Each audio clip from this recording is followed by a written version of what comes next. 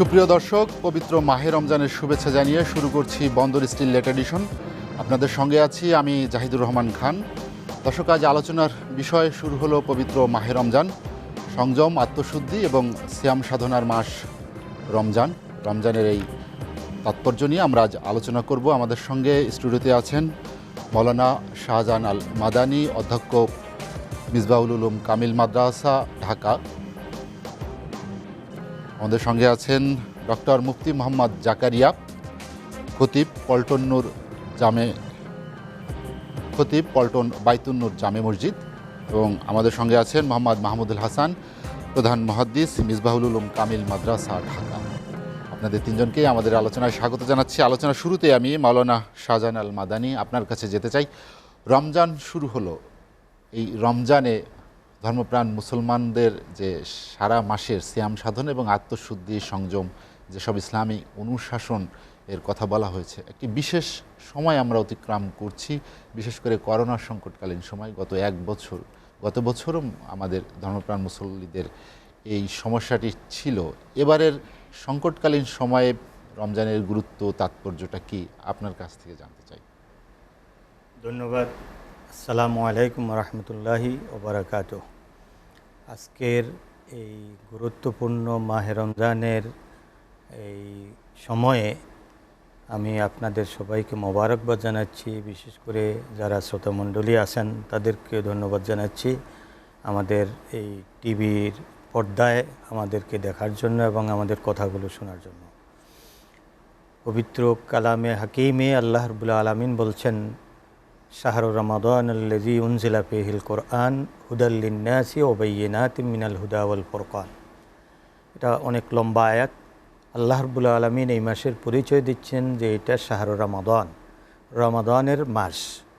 এই মাসের মধ্যে কোরআন অবতীর্ণ হয়েছে। তাহলে এই মাসের গুরুত্ব বৃদ্ধি পেয়েছে কোরআন নাজিল হওয়ার কারণে। কোরআন এমন একটি গ্রন্থ যেটা সরাসরি আল্লাহ রাব্বুল আলামিনের কালাম, আল্লাহর বাণী, মানুষের হেদায়েতের জন্য, হুদাল্লিন্নাস, মানুষের হেদায়েতের জন্য আল্লাহ পাক পাঠিয়েছেন।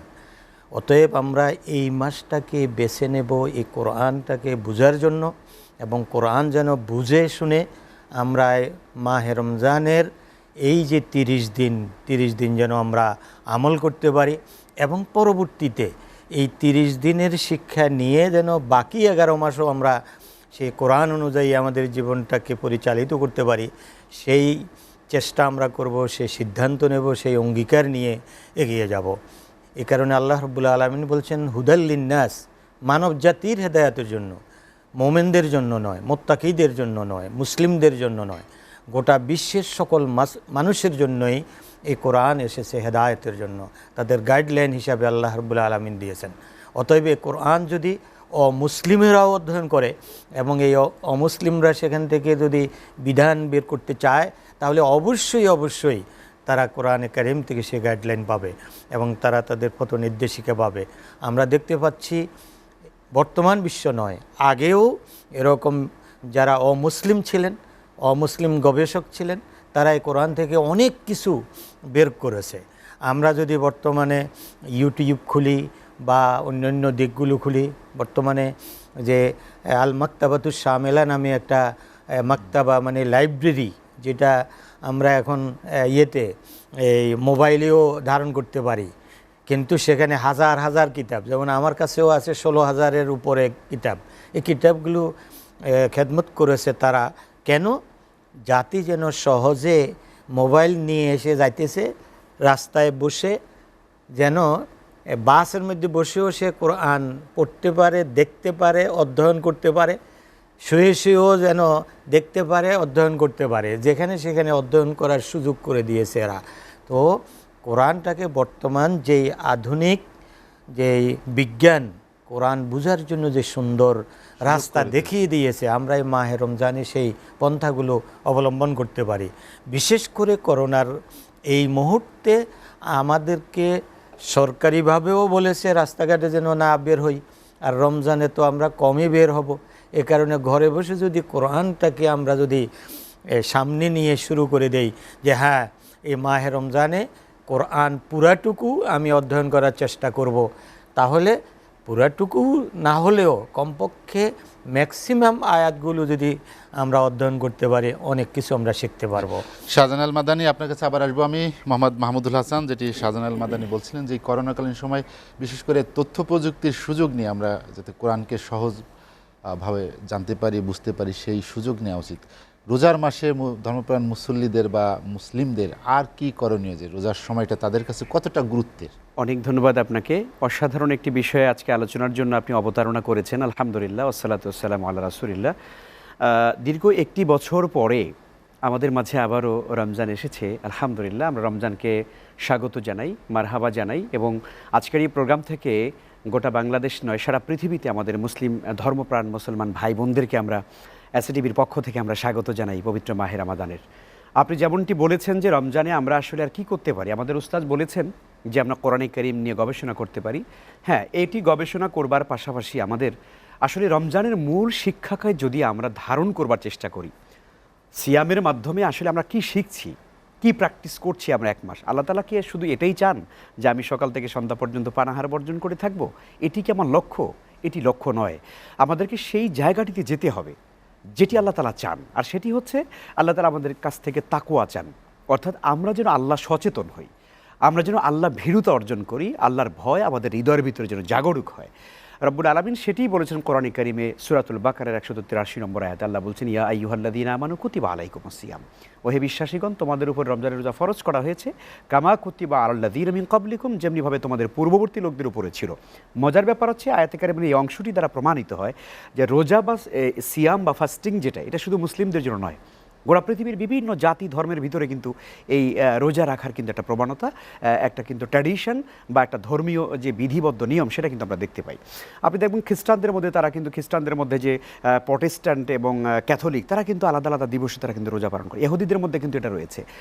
তারপরে বৌদ্ধরা তো সারা জীবনই তারা কৃচ্ছতা সাধন করবার কথা বলে। সনাতন ধর্মের লোকেরা কিন্তু চতুর্দশী, একাদশী তারা কিন্তু উপবাস ব্রত তারা পালন করে। এমনিভাবে পৃথিবীর সকল ধর্ম, জাতি, বর্ণের ভিতরে আমরা দেখতে পাই যে এই সিয়ামটাকে পালন করবার বা উপবাস ব্রত পালন করবার একটা ট্র্যাডিশন দেখা যায়। আল্লাহ রাব্বুল আলামিন এর দ্বারা প্রমাণ করতে চান যে প্রত্যেকটি মানুষ যেন সিয়াম পালনের মাধ্যমে, অর্থাৎ সকাল থেকে সন্ধ্যা পর্যন্ত পানাহার বর্জন করবে, তার অঙ্গ প্রত্যঙ্গগুলোকে সে সংযত রাখবে, নিয়ন্ত্রিত রাখবে। এর মধ্য দিয়ে গোটা 11 মাস তার হৃদয়ের ভিতরে যে কলুষতা এসেছে, সেই কলুষ অন্তরকে সে রেকটিফাই করে, পরিচ্ছন্ন করে একজন সুন্দর মানুষ হয়ে তার গোটা জীবনটাকে এই আলোয় আলোকিত করবে। এটি রব্বুল আলামিন চান। এই জন্য তাকওয়াটা দিয়ে আমাদের হৃদয়কে পরিশুদ্ধ করতে হবে মাহে রমজানে। এটি আমাদের সব থেকে বড় শিক্ষা বলে আমরা মনে করি। জি, আপনার কাছে আবার আসবো আমি। ডক্টর মুফতি মোহাম্মদ জাকারিয়া, যেটি বলছে আত্মশুদ্ধি বা সংযম যে কথা বলা হয়েছে ইসলামী অনুশাসনে, আসলে মুসলিমদের জন্য সেখানে বার্তাটা কি এই রোজার মাসে? জি, ধন্যবাদ। আলহামদুলিল্লাহ, ওয়াসসালাতু ওয়াসসালামু আলা রাসূলিল্লাহ। আসলে আত্মসংযম এবং আমাদের পরিশুদ্ধতা, যেটা আমরা বিভিন্ন সময় আলোচনা করে থাকি, এবং এই মাহে রমজান শুরু হওয়ার পরে এখন অনেক জায়গায় ওলামায়ে কেরাম কথা বলবেন। একটা ছোট্ট একটা শব্দ তাকওয়া, লাআল্লাকুম তাত্তাকুন বলা হয়। এই তাকওয়াটাই মূলত আত্মশুদ্ধি, আত্মসংযম, যেভাবেই এটাকে এক্সপ্লেইন করি না কেন। এখন আমাদের চিন্তা চেতনার জায়গাটায় আমরা বুঝতে ভুল করি। যেমন একজন মানুষকে যদি বলে দেওয়া হয় যে তুমি এই খাবারটা তুমি এভাবে খাবে না, এভাবে খাবে, এখন সে তার মতো করে বুঝে চললে হবে না। যেমন তাকওয়া যখন আমাদের সমাজে আমরা যখন বলি, তখন তাকওয়া বললেই আমাদের চেহারায়, আমাদের চোখে ভেসে ওঠে তাকওয়া মানে হলো যে আমি রমজান চলে আসার পরে 5 ওয়াক্ত নামাজের সময় আমি মসজিদে চলে যাব, এরপর হাতে একটা তাসবিহ থাকবে, মাথায় টুপি থাকবে, পাঞ্জাবি থাকবে, আমি খুব মাথা নিচা করে মসজিদে যাব, নিচা করে আসব, কথা কম বলবো, ইফতার খাবো, এটা তাকওয়া। রমজানটা শেষ হয়ে গেল, বা এই সময় আমি কোনো প্রতারণা বা কোনো কিছু আমি করলাম না, আমি রোজা রেখেছি। রমজানটা শেষ হয়ে যাওয়ার পর, এবং অনেকের মধ্যেই দেখি যে এই সময় কিছু কিছু অভ্যাস থাকে যেগুলো সে পরিহার করে রমজানকে কেন্দ্র করে। যখন শাওয়ালের চাঁদ উঠে গেল, তখন সে চিন্তা করলো তো এখন তো আর রমজান নেই, এখন এবার আমি আগের মতো আবার চলে যাই। তো এই যে আত্মসংযমটার মানে কি, এই যে দীর্ঘ 1 মাস আমরা যে এখন শুরু করছি, আমাদের যে একটা আত্মসংযমের প্র্যাকটিস শুরু করছি, এটার মানে হলো দীর্ঘ সময় প্র্যাকটিস করতে করতে করতে করতে আমার ভিতরে এমন একটা মানে অন্তরের অবস্থাটা এতটুকু পরিবর্তন হওয়া, যেই পরিবর্তনের আবহটা আমার বাকি 11 মাস আমার ভিতরে থাকবে। যেটাকে আমি যদি মনে করি একটা মোবাইল, সেটা চার্জ শেষ হওয়ার পরে সেটা ব্যবহার হয়, ব্যবহার হওয়ার পরে এরপরে একটা সময় মোবাইলের চার্জটা শেষ হয়ে যায়। শেষ হয়ে যাওয়ার পর প্রত্যেক মোবাইল ব্যবহারকারী মোবাইলটাকে অফ করে হোক যেভাবে হোক একটা নির্ধারিত সময়ের জন্য সে চার্জে দিয়ে তারপরে সে একদম মোবাইল থেকে দূরে থাকে। ওই সময় মোবাইলটাকে সে টানেও না, ব্যবহারও করে না। উদ্দেশ্যটা হলো মোবাইলটা যেন সুন্দরভাবে চার্জ হয়। ঠিক তেমনিভাবে একটা গাড়ি, এই গাড়িটা দীর্ঘ সময় ব্যবহার করতে করতে তার বিভিন্ন ইঞ্জিনগুলো, তার সাসপেনশনগুলো, তার অন্যান্য যে সমস্ত যন্ত্রপাতিগুলো আছে এগুলোকে আবার পরিষ্কার করা, এগুলিকে খুলে আবার ঝাড়াঝুড়া দিয়ে আবার লাগানো প্রয়োজন হয়। আবার গাড়ি ব্যবহার করলে প্রতি 1 মাস অন্তর অন্তর একটা সময় তার ফিল্টার, তার অন্যান্য বিষয়গুলো চেঞ্জ করা লাগে। তো ঠিক আত্মশুদ্ধিটার জায়গায় কোথায় যে 1 মাস অর্থাৎ দীর্ঘ 11 মাসে আমাদের কিছু ত্রুটি বিচ্যুতি হয়েছে, গাড়ি চলতে চলতে বিভিন্ন যন্ত্রপাতিগুলো অকেজো হয়ে যাচ্ছে, আমাদের অন্তরটা কলুষিত হয়ে যাচ্ছে, আমাদের আচার আচরণগুলো অসভ্য হয়ে যাচ্ছে, আমাদের মানসিকতাগুলো, আমাদের সব কিছু কেমন যেন পশুত্বের দিকে চলে যাচ্ছে। ঠিক 1 মাস যখন আসলো, আমি আবার ওই গাড়ির ইঞ্জিনটাকে চেঞ্জ করার মতো, মোবাইলটাকে আবার চার্জ দেওয়ার মতো, আবার পানিটাকে রিফাইনিং করার মতো আমি এই 1 মাস আমি আল্লাহর সাথে একটা সম্পর্ক স্থাপন করব। সারাদিন সিয়াম সাধনা করব। এর পাশাপাশি ওস্তাদ এবং আমাদের মাহমুদুল হাসান ভাই সহ বললেন যে আমি কোরআন তেলাওয়াত সহ অন্যান্য কাজ, এগুলি সবই আমার চার্জড হওয়ার জন্য। এভাবে যখন হতে থাকবে এরপর রাতের বেলা আসবে, সেখানেও ঠিক একই আত্মশুদ্ধির জায়গাটা মূল কোথায়? রাতের বেলা সেহরির সময় আমি উঠি, আমি 2 রাকাত তাহাজ্জুদ একটু পড়ে আমি পৃথিবীর কারো কাছে বলতে পারিনি আমার অপরাধগুলোর কথা। আমি এবার আমার অপরাধগুলোর কথা আমি আল্লাহর কাছে একান্তে প্রকাশ করি যে আল্লাহ, আমারটা তো কেউ জানে না, তুমি জানো। আমার এই অপরাধগুলো আছে যেগুলি পৃথিবীর কেউ জানে না। আমার নিজের অপরাধের কথাগুলো বলে যখন নাকি আমি খুব কায়মনোবাক্যে আমি যখন আল্লাহর কাছে চাইব, তখন আল্লাহ আমাকে মাফও করবেন এবং আত্মশুদ্ধিটা দিবেন। এটা যদি করতে পারি তাহলে বোঝা যাবে যে আসলে রমজান আমাদের কাজে আসছে এবং আমরা রমজান থেকে উপকৃত হতে পারছি। কারণ রোজার আগে রাসূলুল্লাহ সাল্লাল্লাহু আলাইহি ওয়াসাল্লাম এই বিষয়গুলোই বলেছেন। একবার যখন যদি সময় আপনার থাকে তাহলে বলি, তো রাসূলুল্লাহ সাল্লাল্লাহু আলাইহি ওয়াসাল্লাম যখন শাবানের শেষ খুতবা যখন দিচ্ছেন, তখন মিম্বারে ওঠার সময় এক একটা সিঁড়িতে যখন পা দিচ্ছেন এক একবার আমিন আমিন বলছেন। যখন নেমে গেলেন, সাহাবীরা যখন পরবর্তীতে জিজ্ঞেস করলেন যে সামিআনা মিনকাল ইয়াউমা কুন্না নাসমাহু, অনেক খুতবা শুনেছি কিন্তু আজকে যেই কাজটা করেছেন, অর্থাৎ আপনি সিঁড়িতে পা দিচ্ছেন আর আমিন বলছেন ইতিপূর্বে কখনো এই আচরণটা করতে দেখিনি। তো রাসূলুল্লাহ সাল্লাল্লাহু আলাইহি ওয়াসাল্লাম এই প্রশ্নের জবাবে তখন এই 3টি সিঁড়িতে পা দেওয়ার কারণ তিনি ব্যাখ্যা করলেন। তার মধ্যে প্রথম যেটি বললেন যে আমি যখন ফালাম্মা রাকাইতু দারাজাতাল উলা ফাকুলতু আমিন, আমি প্রথম সিঁড়িতে পা যখন রেখেছি তখন আমি আমিন বলেছি। এই আমিন বলার পিছনে কারণটা কী ছিল? যে উরিদ আলী জিবরাইল, আল্লাহর ফেরেশতা জিবরাইল আলাইহিস সালাম আমার কাছে আসলেন এবং আমার কাছে আরজি পেশ করলেন, নিবেদন করলেন, ওয়াইলাকা মান আদারাকা রামাদান ওয়া লাম ইগফার লাহু, ধ্বংস হোক সেই ব্যক্তিটি যে রোজার মতো দীর্ঘমেয়াদী ক্ষমা প্রাপ্তির, আত্মশুদ্ধি প্রাপ্তির এমন একটি সুবর্ণ সুযোগ পেয়েও যে নাকি আল্লাহ পাকের কাছ থেকে নিজের আত্মশুদ্ধি অর্জন করতে পারলো না, নিজের অপরাধকৃত গুনাহের মাফ করাতে পারলো না, আসলে সে তো হতভাগা, সে তার ধ্বংস হয়ে যাবে, এরকম আল্লাহ রাসূল বলেন আমিন। তো বিষয়টা হলো এরকম যে এই মাহে রমাদানের এই যে সিয়াম সাধনা আমরা শুরু করছি, আলহামদুলিল্লাহ আমাদের প্ল্যানিংয়ের টাইম এবং আপনাদের এই আয়োজনটা আসলে সত্যি অপূর্ব যে আজকেই আমরা এই বিষয়গুলো মানুষের সামনে প্রচার করে দিচ্ছি এবং তাদের কাছে পৌঁছে দিতে পারছি যে যাতে করে তারা সংশোধন, আত্মসংযমের জন্য সচেষ্ট হতে পারে। সুতরাং আমাদের সেই প্রচেষ্টাটা হওয়া দরকার যাতে করে আমরা পুরো মাসটাকে আমরা যেন সুন্দরভাবে আমরা পালন করতে পারি। ডক্টর মুফতি মোহাম্মদ জাকারিয়া, আমরা একটা বিরতি নিব।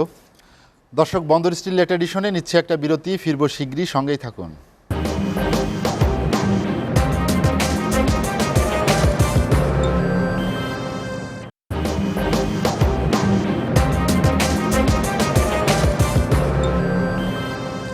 দেখছেন এসএটিভির রাতের আয়োজন বন্দর স্টিল লেট এডিশন। বিরতির পর আমরা আবার ফিরছি আলোচনায়।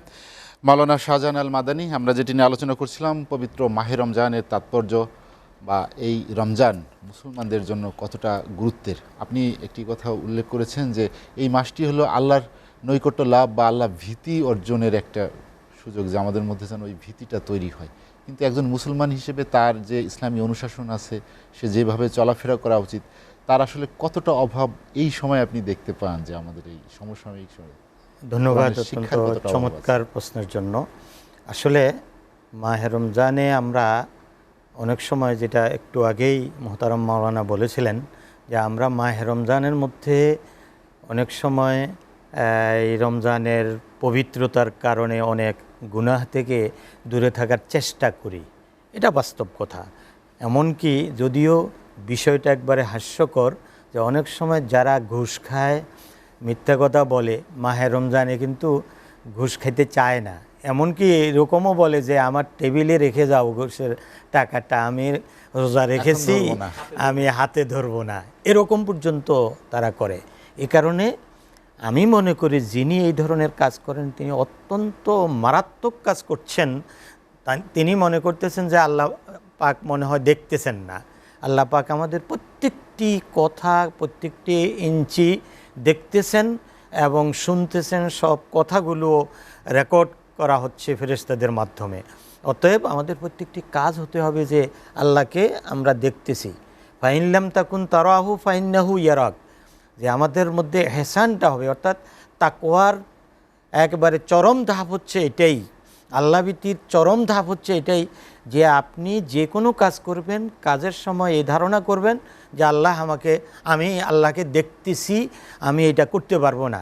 আর যদিও আমি না দেখি কিন্তু আল্লাহ আমাকে দেখতেছেন, এই ধারণা করেই যে আমি হয়তো আল্লাহকে দেখতে পাচ্ছি না, কিন্তু আল্লাহ পাক আমাকে দেখতে পাচ্ছেন বিধায় আমি এই খারাপ কাজগুলো করতে পারবো না।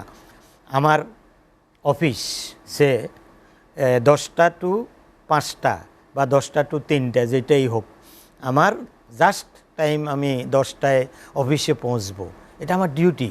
এটাই তাকওয়া, যে আমি 10টা পর্যন্ত থাকবো, 3টা পর্যন্ত। এই সময়ের জন্য আমাকে কোম্পানি অথবা সরকার আমাকে বেতন দিচ্ছে। আমি 10টার পরেও যাব না, আবার বিকাল 3টায় অফিস শেষ, তার আগেও চলে যাব না। এই টাইমের জন্যই আমার বেতন দেওয়া হচ্ছে। এই টাইমটা ফলো করার অর্থই হচ্ছে তাকওয়া। এটাই হচ্ছে আন্তরিকতা এবং নিষ্ঠা এবং দায়িত্ব পালন। আমি যদি আমার টেবিলের মধ্যে আজকে 10টা ফাইল আসলো, 10টা ফাইলে দেখে শুনে সিগনেচার করা দায়িত্ব আমার। আমি যদি সেখানে 10টার মধ্যে 3টা সিগনেচার করলাম আর 7টা রেখে দিলাম তাদেরকে ঘোরানোর জন্য বা কিছু কামাই করার উদ্দেশ্যে, এটা আমার জন্য জায়েজ নেই। মাহে রমজানে যেরকম জায়েজ নেই, বাকি 11 মাসেও সেটা জায়েজ নেই। আমার টেবিলের উপরে আমার ফাইলগুলোকে যথাযথভাবে ছেড়ে দেয়া, এটা আমার নৈতিক দায়িত্ব, আমার ইমানি দায়িত্ব, আমি মুসলিম হিসাবে ইসলামী দায়িত্ব, এবং একজন চাকুরে হিসাবে আমার এটা দায়িত্ব। এমনিভাবে আমি যখন সন্ধ্যাবেলায় ইফতার নিয়ে বসি, এখন রমজানে এসে গেছে, বসবো ইফতার নিয়ে, যেরকম আমি হিসাব করব যে এই ইফতারের মধ্যে আমার কতটুকু হালাল আছে, কতটুকু হারাম আছে। নাউজুবিল্লাহ, যদি হারাম থেকে থাকে তওবা করব, যে আল্লাহ সামনে যেই আমি ইফতার করব বা খাওয়া দাওয়া করব, সেই খাওয়া দাওয়ায় যেন আমার কোনো প্রকারেই হারাম না ঢোকে, আমি স্বচ্ছ হালাল রেজেক দিয়ে আমি ইফতার করতে চাচ্ছি। এমনিভাবে আমি যখন তারাবির সালাত আদায় করতে যাব, তখন আমি এই সিদ্ধান্ত নেব যে আজকে আমি শত ব্যস্ততার পরেও 20 রাকাত সালাত আদায় করতেছি, চাই সেটা আমি মসজিদে আদায় করি বা বাসায় আদায় করি, আমি সালাত আদায় করতেছি। 20 রাকাত না পারি 16 রাকাত করি, 16 রাকাত না হলে 12, 12 না হলে 8। কমপক্ষে মাহে রমজানের যেই ইখতিলাফ আমি বলতে চাচ্ছি না, আমাকে 8 থেকে 36 রাকাত পর্যন্ত তো আছে, আমি সেখান থেকে 8 রাকাতও পড়তে পারি, 20 রাকাতও পড়তে পারি, পড়ে আমি আল্লাহর কাছে কান্নাকাটি করব এবং আমার এটার কবুলের জন্য আল্লাহর কাছে এই তওবা করব যে মাহে রমজানের এই টাইমই যেহেতু আমি 1 ঘন্টা ব্যয় করতে পেরেছি, আধা ঘন্টা ব্যয় করতে পেরেছি, ইনশাআল্লাহ আগামী 11 মাসেও আমি সলাতুল এশার পরে আধা ঘন্টা ব্যয় করব, আমি কোরআন অধ্যয়ন করব, হাদিস অধ্যয়ন করব, ইত্যাদি ইত্যাদি। আমি নিজের স্কিল ডেভেলপমেন্টের জন্য আমি কিছু চেষ্টা করব, এই সিদ্ধান্ত তাকে নিতে হবে। ভোরবেলায়, যেটা মোহতারাম মাওলানা বলেছেন, যে ভোরবেলায় আমি সাহারি খাওয়ার জন্য উঠলাম, সেই সময়ে আমি 2 রাকাত হোক 4 রাকাত হোক তাহাজ্জুদ আদায় করে আল্লাহর কাছে কান্নাকাটি করলাম। এখান থেকে আমি অঙ্গীকার নেব যে আমি এই মাহে রমজানের এত ব্যস্ততা, এত দুর্বলতা, শারীরিক দুর্বলতা, বিভিন্ন দুর্বলতা থাকা সত্ত্বেও আমি আধা ঘন্টা সময় বের করতে পেরেছি ভোর রাত্রে, আমি অন্য টাইমেও এই আধা ঘন্টা বের করবো বাকি 11 মাসে, সেই সময় আমি বের করে আমি তাহাজ্জুদ আদায় করব, আল্লাহর কাছে কান্নাকাটি করব, আমার ছেলেকে ঘুম থেকে জাগাবো, আমার মেয়েকে জাগাবো, বৌমাকে জাগাবো, আমার স্ত্রীকে ঘুম থেকে জাগাবো, যে আসো একটু 4 রাকাত আল্লাহর দরবারে পেশ করো, করে আল্লাহর কাছে কান্নাকাটি করো, এই জাতির জন্যও করো, নিজের জন্যও করো। মাওলানা শাহজাহান আল মাদানী, আপনার কাছে আবার আসবো আমি। মোহাম্মদ মাহমুদুল হাসান, যেটি শাহজাহান আল মাদানী বলছিলেন যে তারাবি নামাজ বা নফল ইবাদত অথবা সেহরি ইফতার যেটি রমজানে আমরা মুসল্লিরা করে থাকেন, সেটি সম্পর্কে আসলে মানুষ যে করে, যে আকাঙ্ক্ষা নিয়ে, ইচ্ছা নিয়ে, কোরআন হাদিসের আলোকে আসলে কোনটার গুরুত্ব কি, আমরা সেটি জানতে চাই আপনার কাছে। অনেক ধন্যবাদ আপনাকে। পবিত্র মাহে রমাদানে আসলে আমাদের জন্য ম্যান্ডেটরি যে আমলটি করতেই হবে যে কোনো সিচুয়েশনে, সেটি হচ্ছে আমাদেরকে 29 বা 30টি রোজা পালন করতে হবে। এখানে কোনো আসলে একজন সুস্থ মানে একজন মানুষ, নরনারী হোক, প্রাপ্তবয়স্ক, এদের উপরে এই 30টি রোজা রাখা আবশ্যক করে দেওয়া হয়েছে। কিন্তু যে তারাবিটির কথা আপনি বললেন, সেটি আমাদের জন্য সুন্নাহ বা সুন্নতে মুআক্কাদা আমরা বলি, ওলামায়ে কেরাম এটাই বলেছেন। কাজেই এটি আমাদের আমল করতে হবে, এটি আমল করলে আমরা অসম্ভব ধরনের সওয়াব আমরা পাবো ইনশাল্লাহ। এটি সহিহ বুখারী মুসলিমের হাদিস যে মান কামা রমাদানা ঈমানান ইহতিসাবা গুফিরা লাহু মা তাকাদ্দামা মিন যামবি। যে ব্যক্তি মাহে রমজানের রাতের বেলা দাঁড়িয়ে এই তারাবির সালাত আদায় করবে, কিয়ামুল লাইল করবে, তাহাজ্জুদ আদায় করবে, আল্লাহ তাআলা তাদের পেছনের গুনাহগুলো, সমস্ত গুনাহগুলো মাফ করে দেবেন। কাজেই আমরা বিনা কারণে তারাবির সালাত পরিত্যাগ করার মানসিকতা, অনেকে দেখবেন এই প্রশ্ন করে থাকে যে তারাবি না পড়লে কি রোজা হবে না? এই প্রশ্নটি আমরা অনেক সময় শুনি। আসলে হ্যাঁ, রোজা হয়ে যাবে, সেটা কিন্তু ভিন্ন, দ্যাট ইজ ডিফারেন্ট ইস্যু। কিন্তু আমাদেরকে মনে রাখা দরকার যে আমাদের আসলে দরকারটা কি। আমাদের দরকার তো নেক আমল করা। তো আমরা কেনই বিতর্ক করছি যে রোজা কি হবে না? রোজা হয়ে যাবে, কারণ রোজা একটি স্বতন্ত্র ইবাদত, তারাবি একটি স্বতন্ত্র ইবাদত। কাজেই একটার সঙ্গে আরেকটাকে শর্ত জুড়ে দেওয়া হয়নি। কিন্তু আমরা এতটুকুন বলতে চাই যে তারাবির সালাতের ভিতরে যেই পরিমাণ সওয়াব রয়েছে, কল্যাণ রয়েছে, এটি কিন্তু বাকি 11 মাস কিন্তু করা হয় না, আমরা জানি তারাবির সালাতটি। সুতরাং আমরা এটি অবশ্যই পালন করবার চেষ্টা করব। আপনি যেমনটি বলেছেন যে সাহারি আমরা গ্রহণ করি, এখানে কিন্তু আমাদের জন্য প্রচুর বরকত রয়েছে। আমরা অনেকে আছি যে হয়তো কর্মব্যস্ততার কারণে, আমরা ব্যবসায়িক ব্যস্ততার কারণে আমরা কি করি, একবারে হয়তো খেয়ে ঘুমিয়ে পড়ি, যে আর শেষ রাতে উঠবো না, একবারে খেয়ে শুয়ে পড়লাম। আসলে এটি দ্বারা তারাবির প্রকৃত সুন্নাহ এবং বারাকা অর্জিত হয় না। বারাকাটা হচ্ছে শেষ রাতে উঠে সেই মুহূর্তে, যেটা আমাদের মোহতারাম বলেছেন দুজন সম্মানিত আলোচক, যে ওই মুহূর্তে একটু তাহাজ্জুদের সালাত পড়া, আল্লাহর কাছে একটু ধরনা ধরা, একটু সেজদার মধ্যে গিয়ে কান্নাকাটি করা। কারণ নবীজি সাল্লাল্লাহু আলাইহি ওয়াসাল্লাম বলেছেন যে পৃথিবীতে আমরা আমাদের কত দুঃখ বেদনার কথা, না বলা কষ্টের কথাগুলো কারো কাছে বলতে পারে না, কিছু কথা থাকে কারো কাছে বলা যায় না, কিন্তু সেই কথাগুলো কিন্তু শেষ রাতে একজনের কাছে বলা যায়, আর সেটি হচ্ছে মহান আল্লাহ সুবহানাহু ওয়া তাআলা। আর সেটি আমরা বলবো কোন জায়গায় গিয়ে? সেজদার ভিতরে গিয়ে। নবীজি বলেছেন আকরাবু মা ইয়াকুনুল আবদু মির রাব্বিহি ওয়া সাজিদ ফাআকসিরু ফীহি দুআ, যে তোমরা সেজদার ভিতরে গিয়ে বেশি আল্লাহর কাছে চলে যাও, অতএব সেখানে গিয়ে বেশি বেশি তোমরা দোয়া করো। অতএব ওই শেষ রাতে যখন আমরা সাহারি গ্রহণ করতে উঠি, তখন একটু তাহাজ্জুদের সালাত পড়ে নেব, আর সাহারিটা অবশ্যই গ্রহণ করব, যদিও সেটা এক টুকরা খেজুরও যদি হয়, এক ঢোক পানিও যদি হয়, একটু 1 কাপ দুধও যদি হয়, এর ভেতরে কিন্তু আমাদের জন্য বরকত রয়েছে। নবীজি সাল্লাল্লাহু আলাইহি ওয়াসাল্লাম বলছেন সেই বুখারীর হাদিস, তাসাহারু ফা ইন্না ফিস সাহুরি বারাকা, তোমরা সাহারি গ্রহণ করো, কারণ সাহারির ভিতরে তোমাদের জন্য অনেক প্রভূত বরকত রয়েছে, কল্যাণ রয়েছে, এটি আমরা গ্রহণ করব। দেখুন, আমার মনে হচ্ছে যে মাহে রমজানের ইফতার বলুন, সাহারি বলুন, তারপরে দিনের বেলা সিয়াম, রাতের বেলা তাহাজ্জুদ, তারাবি, এই সমগ্র ইবাদতগুলো আসলে মূলত আমাদের সুন্দর একটি পরিশীলিত, পরিশুদ্ধ মানুষ হওয়ার জন্য। অতএব কোনো কাজগুলি আমাদের কাছ থেকে যেন ছুটে না যায়, সে ব্যাপারে আমাদের সবারই যত্নশীল হওয়া দরকার। আপনার কাছে আবার আসবো আমি। ডক্টর মুফতি মোহাম্মদ জাকারিয়া, যেটি আমরা আলোচনা করছিলাম যে সাহারি, ইফতার, তারাবি যেটি রোজার সাথে কতটা সম্পর্কযুক্ত, কোটা বেশি মুসলমানদের জন্য, ইমানদার মুসলিমদের জন্য কতটা বরকতময়, সেটি কোরআন হাদিসের আসলে কি বলে সেটি? জি, ধন্যবাদ। আমরা তো আসলে সব বিষয় নিয়েই কথা বলছি, এবং মাহমুদুল হাসান ভাই উনি বলেছেন, এবং শাহজাহান মাদানী উস্তাদ তিনিও বলেছেন। তো সাহরি প্রসঙ্গে আমরা শুনেছি এবং আত্মসংযম শুনেছি, এবং এই রমাদানে ইফতার প্রসঙ্গে যদি আসি, আপনি যে কথাটা বলেছেন যে বিশ্বময় সিয়াম পালনকে কেন্দ্র করে আমরা প্রত্যেকেই চাই আল্লাহর নৈকট্য প্রাপ্তি, এটি আসলে টার্গেট। তো প্রতিটা কাজ, যেটা কিছুক্ষণ আগেও আমরা শুনলাম যে আসলে রমজানের প্রতিটা কাজই আমাদের উপকারী, তো আমরা উপকারী বানাতে পারি না। বিষয়টা হলো এখানে আমরা এটাকে উপকারী বানাতে পারি না। রমজানটাকে আমরা ঘরে আমরা আনন্দময় পরিবেশ তৈরি করতে পারি না। আমরা এটাকে একটা আতঙ্ক অথবা এটা অনীহার বিষয় বানিয়ে দিয়েছি। যেমন আমাদের সমাজের মধ্যে একটা প্রচলন ছিল, এখন তো করোনা মহামারীর কারণে লেখাপড়াগুলি বন্ধ আছে, পরীক্ষাগুলো বন্ধ আছে। যদি এই মহামারী না হতো তাহলে এখন একটা অবস্থা তৈরি হতো, সেটা হলো কি, যারা ম্যাট্রিক পরীক্ষা দেবে তাদের, অথবা যারা ইন্টারমিডিয়েট পরীক্ষা দিবে তাদের গার্ডিয়ানরা উপযুক্ত বাচ্চা যাদের বয়স 15, 16, 17, 18 এরকম ছেলে কিংবা মেয়ে, মা এবং বাবাই তাদেরকে উদ্বুদ্ধ করে যে তোমার রোজা রাখার দরকার নেই। মানে আমরা কি সুকৌশলে আমি আমার সন্তানকে বিপথগামী করে দিচ্ছি। এই রমজান কিন্তু আমাকে এটা শিখায় না, আমাকে শিখায় যে আমার এই সন্তানকে আমি রোজাতে অভ্যস্ত করব।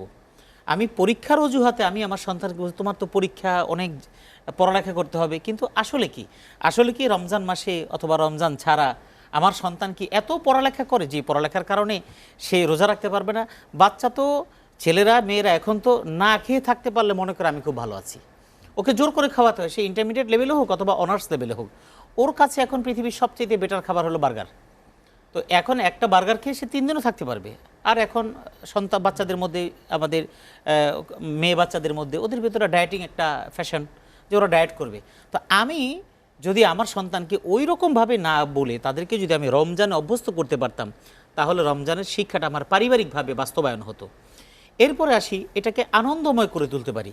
ইফতার সেহরি যখন খেতে উঠি, আমার ছোট যে বাচ্চাটা আছে যার বয়স 7 কিংবা 8 কিংবা 6, আমি তো তাকে উঠাতে পারি, রোজা রাখার দরকার নেই, তুমি ওঠো, দেখবেন। এবং আপনিও হয়তো খেয়াল করবেন আপনার সন্তান বা অন্যান্য জায়গায় ওরা কিন্তু খুব এনজয় করে যে আমাকে কিন্তু ভোর রাতে আমরাও ছোট সময় উঠেছি। হ্যাঁ, উঠেছি। তো ও খাচ্ছে, অল্প খাক বেশি খাক, এরপরে ও আমার সাথে আপনার সাথে রোজা রাখছে। দুপুরবেলা প্রচণ্ড রকমের ক্ষুধা লাগছে, ও তো বাচ্চা মানুষ, তো আপনিও ঠিক তাকে এই সাপোর্টটা দেন, হ্যাঁ তুমি খাও, এবং তাকে বুঝান যে তোমার কিন্তু একটা রোজার অর্ধেক হয়ে গেল। ছোট্ট একটা বাচ্চা, ও বুঝলো যে আমি রোজার অর্ধেক রেখে ফেলেছি, আসলে রোজার অর্ধেক হয় না, ওর জন্য এটা প্র্যাকটিস। সে যখন আরেকদিন আবার রাখার আগ্রহ করলো, 2 দিন মিলে ও হিসাব করছে 1 দিন হয়ে গেছে। একসময় চিন্তা করলো যে আব্বু আমি আসলে এভাবে 2 দিন মিলে একটা করব না, আমি একটা একেবারে পুরোপুরি রাখবো। দেখবেন ওর থেকেই এই আগ্রহটা তৈরি হয়ে যাবে, এটা এনজয়। তো রোজার এই কালচারটাকে আমরা এনজয় মনে করে নিই। এরপরে ইফতারের বিষয়টা আছে, ইফতারের বিষয়টা কি সুন্দর, বাসায় রান্না বান্না হবে, সবাই কিনে একসাথে বসছি, এই জায়গায় আপনি একটা কালচার তাদের মধ্যে দিয়ে দিতে পারেন। সেটা হলো বিভিন্ন টেলিভিশন চ্যানেলগুলো ইফতারের পূর্ব মুহূর্তে মোনাজাতের একটা প্রোগ্রাম করে থাকে। আপনি আপনার সন্তানদেরকে নিয়ে, মোনাজাতের জন্য তো মসজিদের ইমাম সাহেবকে লাগে না, আপনি আপনার স্ত্রী আপনার সন্তানদেরকে নিয়ে আসো বাবা আমরা একটু মোনাজাত করি। কারণ কি, আল্লাহ রাসূল হাদিসে বলেছেন যে একজন রোজাদারের যে দোয়াটা আল্লাহ কখনো ফিরিয়ে দেন না, দাওয়াতুস সাইম হিনা ইফতিরু, একজন রোজাদারের দোয়া যখন সে ইফতার করে ওই সময় রোজা দোয়াটাকে কখনো ফিরিয়ে দেন, অর্থাৎ কবুল করা হয়। এই বিশ্বাস এবং আস্থাটা আপনি যেমন আপনার ভিতরে অর্জন করেছেন, আপনি বলে দেন সন্তানদেরকে, এই সন্তানটা আপনি থাকবেন না, আপনার অনুপস্থিতিতে এই সন্তান বলবে, আমরা ছোটবেলায় দেখেছি, যেটা আমরা গল্প করি, ওরাও বলবে আমরা যখন ছোট ছিলাম আমার বাবা আমাদেরকে নিয়ে ইফতার করতেন আর মোনাজাত করতেন। এই যে কালচারটা, এটা এই রমজানে আমাদেরকে দিতে হবে, এই সংস্কৃতিটা আমাদেরকে ডেভেলপ করতে হবে, তাহলেই রমজানের আত্মশুদ্ধি বলি অথবা যেটাই বলি সফল হবে ইনশাআল্লাহ। ডক্টর মুফতি মোহাম্মদ জাকারিয়া, আমরা আর একটা বিরতি নিব। দর্শক, বন্দর স্টিল লেট এডিশনে নিচ্ছে আর একটা বিরতি, ফিরবো শীঘ্রই, সঙ্গেই থাকুন।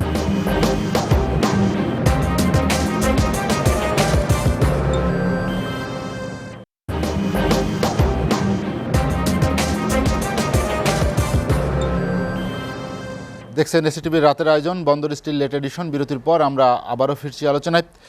মাওলানা শাহজাহান আল মাদানী, আমরা করোনাকালীন সময়, যে করোনার সংকটের সময় চলছে, যে গত বছর, এবার একটু প্রেক্ষাপটে একটু ভিন্ন, যে আমাদের ভ্যাকসিন বা টিকা দেওয়া শুরু হয়েছে।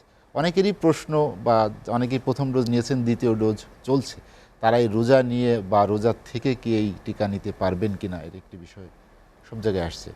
ধন্যবাদ আপনাকে সুন্দর প্রশ্নের জন্য, সমসাময়িক প্রশ্ন। আসলে শুধু ভ্যাকসিনের ব্যাপারটাও না, সাথে সাথে আরও অনেক যাদের ডায়াবেটিস আছে তারা ইনসুলিন নিচ্ছে ইত্যাদি। এখানে মাসালা হচ্ছে মূল যে যেই ভ্যাকসিন বা ইনজেকশন দেওয়ার পরে শরীরে শক্তি যোগায় না, অথবা খাদ্য বা পানীয়র পিপাসা মিটায় না, পেটে যায় না, এমন ভ্যাকসিন এবং ইনজেকশন এগুলো দেয়া জায়েজ হবে। যেটা তার শক্তি যোগাবে সেটা কিন্তু দেয়া জায়েজ হবে না। এমনিভাবে এই যে প্রথম ডোজ বা দ্বিতীয় ডোজ শুরু হয়েছে এখন, যেটা ভ্যাকসিন, এটা যদি দেয় তাহলে কোনো সমস্যা নেই, যেহেতু এটা পেটে যাচ্ছে না এবং তার শক্তি যোগায় না, এটা একটা সেফটির জন্যই দেয়া হচ্ছে, এ কারণে এটা দেয়া যাবে। আরেকটি ব্যাপার হচ্ছে ওই যে ইনসুলিনের কথা বললাম, ইনসুলিনও মাহে রমজানে নেওয়া যায়, এটাও সমস্যা নেই। এমনিভাবে এই যে শিঙ্গে লাগায়, আল্লাহ রাসূল সাল্লাল্লাহু আলাইহি ওয়াসাল্লাম শিঙ্গে দিয়েছেন, শিঙ্গাও যদি কেউ লাগায়, শিঙ্গাটাও এক ধরনের ব্যথা নিবারণের জন্য, ব্যথা নিবারণের জন্য, এটাও যদি কেউ দিতে চায় তাহলে মাহে রমজানে দিতে পারবে, যেহেতু এটা রক্ত কিছু বের হয়, বিষ রক্ত বের হয়, ভিতরে রক্ত ঢুকানো হয় না, এ কারণে এটা দেয়া জায়েজ হবে। এ কারণে মাহে রমজানে কারো ভয়ের কোনো কারণ নাই যে আমার রোজা হয় কি হয় না। অনেকেই তো বলেন যে অনেক সময় শরীর থেকে কোনো রক্ত বের হলে বা রক্ত গড়িয়ে পড়লে সেক্ষেত্রে রোজাতে কি কোনো সমস্যা হয়? সেটা অজুর ব্যাপারে বলা হয়েছে। অজুতে যদি, যে আমরা অজু করতেছি, অজুর অঙ্গ প্রত্যঙ্গের থেকে যদি রক্ত গড়িয়ে পড়ে তাহলে অজুর সমস্যা আছে। হানাফি মাযহাবে বলছে অজু ভেঙে যাবে, অন্য মাযহাবে বলেছে এটা অজু ভাঙার কোনো কারণ নাই। অতএব শিঙ্গা দেয়া যাবে, কোনো সমস্যা নেই, যেহেতু এটা একটা রোগের জন্য দেয়া হচ্ছে, ইচ্ছা করে নয়। আরেকটা, আপনি জানেন যে তারাবি নামাজ এবং অন্য জামাতে নামাজ আদায়ের বিষয়ে ধর্ম মন্ত্রণালয় থেকে একটি নির্দেশনা দেওয়া হয়েছে, সেখানে ২০ জনের বেশি মুসল্লি অংশ নিতে পারবেন না, বা নিরাপদ দূরত্ব রেখে যে জামাতের কথা বলা হয় সেটির বিষয়ে আসলে কি বলা হয়েছে আমাদের? এটা ধন্যবাদ অত্যন্ত চমৎকার একটি প্রশ্নের জন্য। আমি ব্যক্তিগতভাবে দ্বীনের বা শরঈ মাসালা যেটা, সেটা হচ্ছে সাউ সুফুফাকুম ফাইন্না তাসবিয়াতাস সুফুফে মিন তামামিস সালাহ অথবা মিন ইকামাতিস সালাহ, যে সবগুলোকে সোজা করে দাঁড়াইতে বলেছেন আল্লাহ রাসূল সাল্লাল্লাহু আলাইহি ওয়াসাল্লাম, এবং তারাসু বলেছেন, দুই মাথা কাছাকাছি হয়ে দাঁড়ানোর জন্য বলেছে। আরেকটা হাদিসে আসছে রুসু সুফুফাকুম, তোমরা সীসা ডালা প্রাচীরের মতো তোমাদের সবগুলোকে শক্ত করে দাঁড়িয়ে যাও। যেহেতু এখন একটা মহামারী চলে এসেছে, যার কারণে যদিও আমি অনেকের সাথে একমত না, আল্লাহর রাসূল সাল্লাল্লাহু আলাইহি ওয়াসাল্লাম বলেছেন যে লা আদওয়া ওয়ালা তিয়ারাতা ওয়ালা হাম্মাতা, রোগের মধ্যে কোনো সংক্রমণ ক্ষমতা নেই। এটা হলো মানুষের ঈমানের ব্যাপার। একজনের পাশে যাইয়া দাঁড়াইলে মনে করে যে তার কাছ থেকে আমাকে এটা ধরবে, তাহলে তাকে যে আগে ধরেছে তারটা আসছে কোত্থেকে? তো নিশ্চয়ই এটা আল্লাহ রাব্বুল আলামিনের পক্ষ থেকে রোগ, যাকে আল্লাহ পাক দেবেন তাকেই সেই রোগ পেয়ে বসবে। আমি তার পাশে গেলে আমাকে শ্বাসের রোগ হিসাবে ধরবে, এই আকীদা রেখে তার আকীদা নষ্ট হতে পারে। এই কারণে আল্লাহ রাসূল বলছেন ঠিক আছে দূরে থাকো, ফাররা মিনাল মাজজুমি কামা তাফিররু মিনাল আসাদ, যে বাঘ বা সিংহ থেকে যেরকম তোমরা দূরে থাকো, এমনিভাবে যাকে এরকম জুজামে আক্রমণ করে ফেলবে, মানে হ্যাঁ, তুমি সেখান থেকে দূরে থাকো, সেখানে যেও না। এ কারণে আমরা দূরে থাকবো, এটা ঠিক আছে মাহে রমজানে। তবে আমি ধর্ম মন্ত্রণালয়ের কাছে বা সরকারের কাছে আবদার জানাবো যে ২০ জনের নয়, মসজিদের দূরত্ব বজায় রেখে মসজিদ ভর্তি হোক, কিন্তু দূরত্ব, যেমন এই গত রাত্রে সৌদি আরবে যেই তারাবিটা হয়েছে আমাদের দেখানো হয়েছে, সেখানে দূরত্ব বজায় রেখে রেখে পুরা মসজিদে হারামের মধ্যে কিন্তু মুসল্লিরা সালাত আদায় করেছে।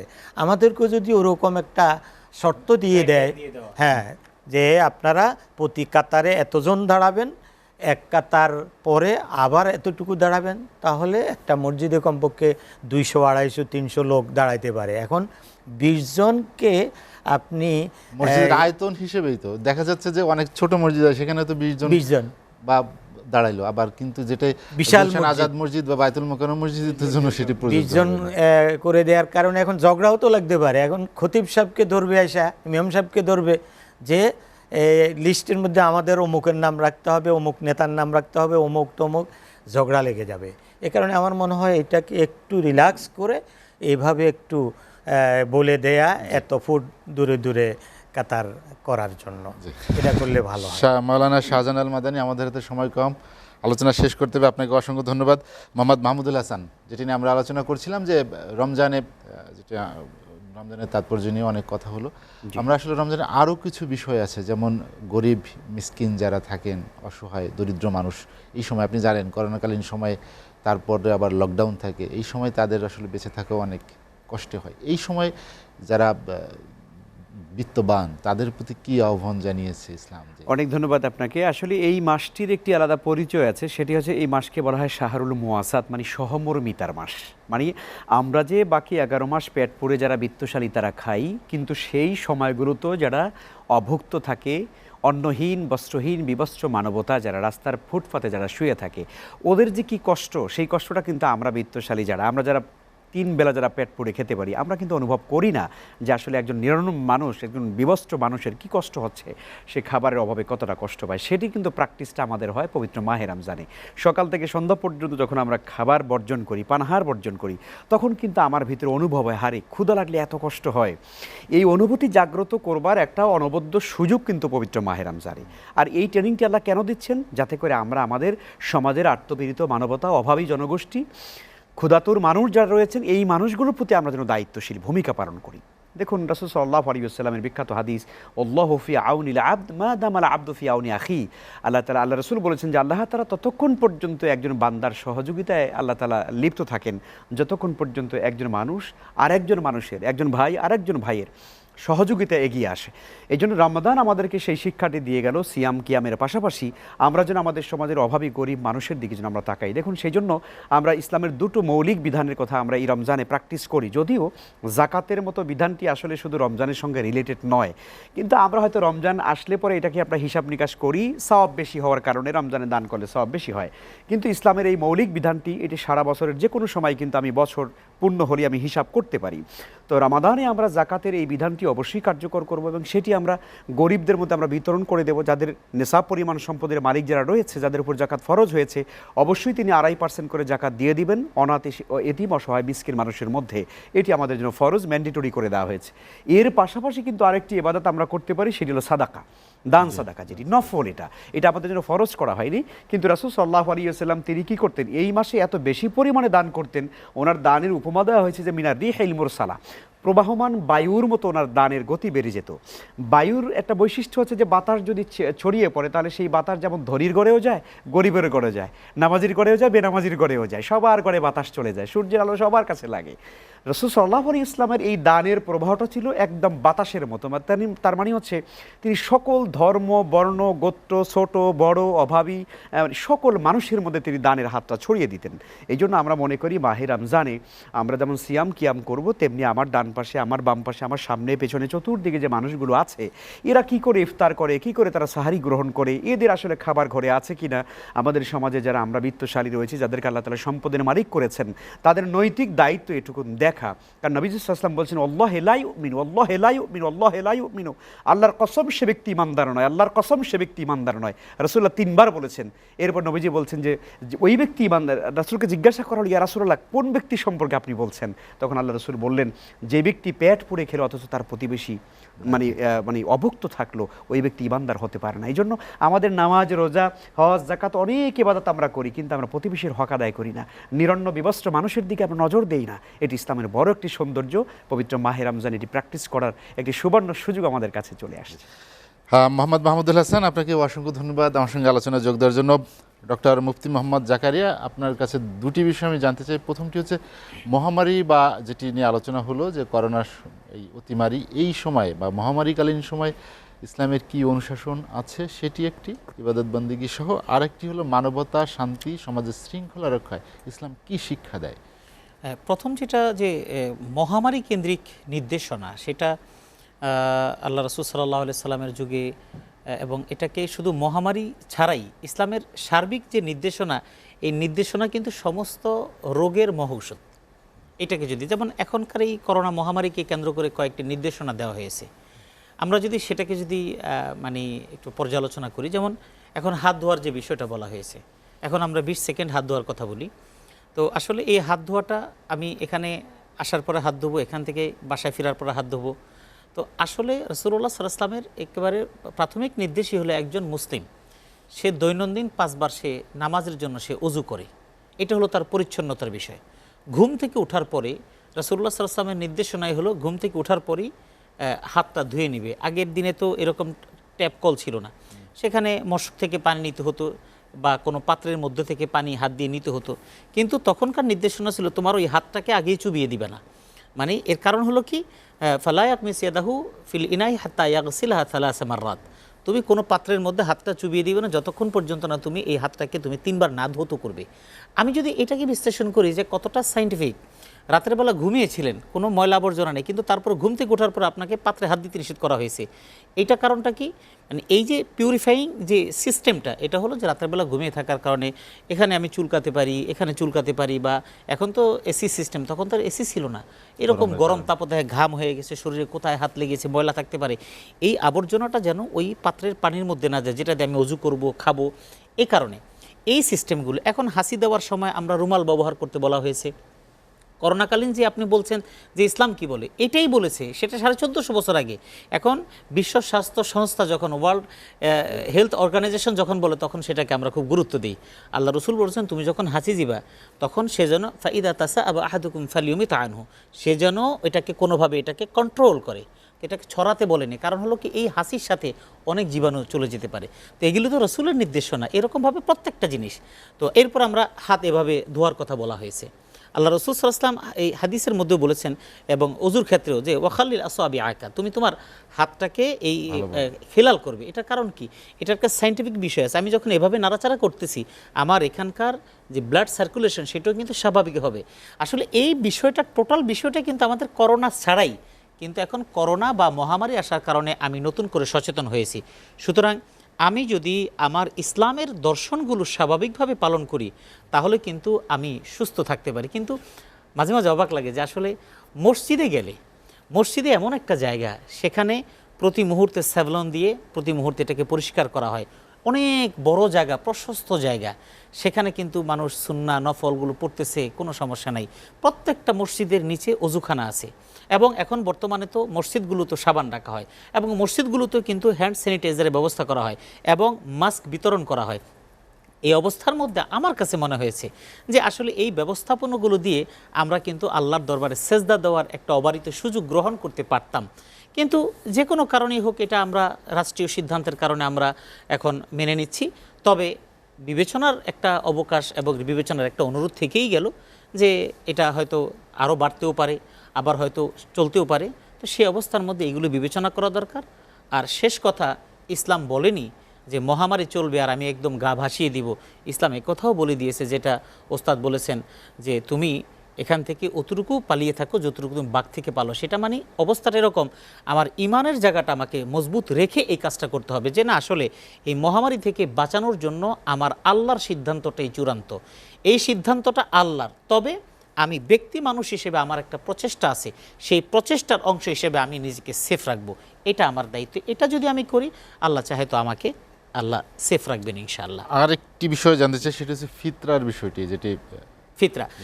আপনি একটি ভালো কথা বলেছেন। আমাদের দেশে আমি একটা মেসেজ দিয়ে দিতে চাই অল্প কথা, সেটা হলো আমাদের দেশে জাকাত এবং ফিতরা দুটো জিনিস আছে, কিন্তু আমরা বৈপরীত দিক থেকে আমরা পালন করি। যেমন জাকাত দিতে বলা হয়েছে এই নগদ টাকার মাধ্যমে, আমরা দিই জাকাতের শাড়ি এবং লুঙ্গি, এবং আমি আপনার মাধ্যমে আমি সারা দেশবাসীর কাছে পৌঁছাতে চাই, এখানে জাকাতের শাড়ি লুঙ্গি বিক্রি করা হয়, এটা টোটালি একটা বোকাস সিস্টেম। জাকাতের আবার শাড়ি লুঙ্গি কি মানে, হলো জাকাতের শাড়ি লুঙ্গি নামে যেই জাকাতের শাড়ি লুঙ্গি দেওয়া হয়, এটা হলো থার্ড ক্লাস টাইপের একটা শাড়ি, এটা মানুষ পরতে পারে না। প্রথম কথা হলো জাকাত দিতে হবে নগদ টাকার মাধ্যমে। আপনি নগদ টাকা দিবেন, এই টাকা দিয়ে তার ব্যক্তিগত যে কোনো প্রয়োজন সে যেন পূরণ করতে পারে। আর যদি আপনি শাড়ি লুঙ্গি দিতেই চান, আল্লাহর ওয়াস্তে আপনি মানসম্মত লুঙ্গি দেন, যাতে করে লুঙ্গিটা পরে অন্ততপক্ষে একটু বেড়াতে যেতে পারে। এমন একটা কাপড় দেন, যেই কাপড়টা পরে আমার বোনটি সুন্দর করে পরে যেন নিজে আত্মতৃপ্তিতে ভোগে, না আমি একটা সুন্দর কাপড় আমার স্বামী কিনে দিতে পারে না, সামর্থ্য ছিল না, আমি অন্ততপক্ষে এই সামর্থ্যবান ব্যক্তিটি আমাকে একটা কাপড় কিনে দিয়েছে। এটা হলো জাকাত, নগদ টাকা দিয়ে আদায় করবেন। আর ফিতরা, আল্লাহ রাসূল বলেছেন ফিতরা দিতে বলেছেন খাদ্যদ্রব্যের মাধ্যমে, আমরা এখানে দিচ্ছি টাকা। মানে রসুল কিংবা আল্লাহ যেটা বলছেন, আমরা উল্টাটা করলেই কেমন যেন একটা প্রশান্তি পাচ্ছি। এই জন্য ফিতরাটা আদায় করতে হবে খাদ্যদ্রব্যের মাধ্যমে, চিনি এটা সেটা যেটা দেওয়া দরকার সেটা দিবেন। আর দেওয়ার সবচেয়ে প্রপার টাইম হলো যে ঈদের সালাতে যাওয়ার আগে, অর্থাৎ ঈদের দিন, অর্থাৎ শাওয়ালে চাঁদ ওঠার পর ঈদের দিন নামাজে যাওয়ার আগে। আর ফোকাহে কেরাম বলেছেন একান্ত বিভিন্ন সংকট বা সমস্যা যদি থাকে তাহলে অর্থাৎ ঈদের আগের দিন শেষ যে রোজাটা সেই রোজায়ও আপনি দিতে পারেন, তবে বেশি আগে দেওয়া যাবে না। আবার ঈদের নামাজের পরেও দেওয়া যাবে না এই জন্য, তাহলে ফাহিয়া সাদাকাতুম মিন সাদাকাত, তাহলে এটা একটা নর্মাল দান হয়ে যাবে, সেটা তখন আর ফেতরা থাকবে না। এটা ওমর রাদিয়াল্লাহু তাআলা আনহুর হাদিস থেকে প্রমাণিত যে রাসূলুল্লাহ সাল্লাল্লাহু আলাইহি ওয়াসাল্লাম আমাদেরকে নির্দেশ দিয়েছেন আমারনা নুআদ্দি যাকাতুল ফিত্রি ক্বাবলা খুরুজিন নাস ইলা সালাহ, ঈদের নামাজে যাওয়ার আগে আমরা যেন সাদাকাতুল ফিতর আদায় করে যাই। সুতরাং আমাদের এটা খেয়াল রাখতে হবে, নামাজের আগে আমরা সাদাকাতুল ফিতর আদায় করব, খাদ্যদ্রব্য দিয়ে আদায় করব, যাকাতটা নগদ টাকা দিয়ে আমরা আদায় করব। ডক্টর মুফতি মোহাম্মদ জাকারিয়া, আমাদের হাতে সময়ক্রম আলোচনা শেষ করতে হচ্ছে। আপনাকে অসংখ্য ধন্যবাদ। মোহাম্মদ মাহমুদুল হাসান, মাওলানা শাহজাহান আল মাদানী, আপনাদের অসংখ্য ধন্যবাদ। দর্শক জানিয়ে রাখি, বন্দর স্টিল লেট এডিশন কোনো প্রচার হয় সকাল ৮টায়। আজ এ পর্যন্তই। ভালো থাকুন, সুস্থ থাকুন, এসিটিভির সঙ্গেই থাকুন।